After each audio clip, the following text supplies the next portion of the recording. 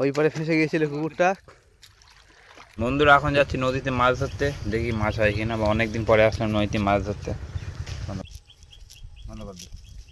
বন্ধুরা ফাইনালি নদীতে চলে আসলাম। নদীটা দেখাও কত বড় নদী। এটা হচ্ছে আমাদের ইছামতি নদী, আমাদের বাড়ির পাশে, খুব বেশি দূর না বাড়ি থেকে। জাল ফেলা শুরু করি, দেখি কী কী মাছ হয়।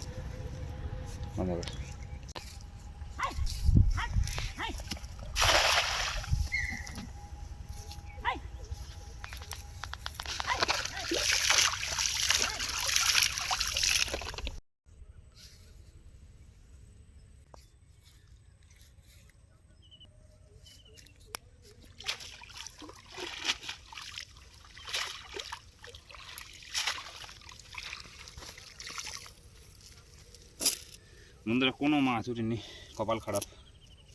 তাই এসে যখন ওরা অনেকবার ফেলে, দেখি মাছ হয় কিনা।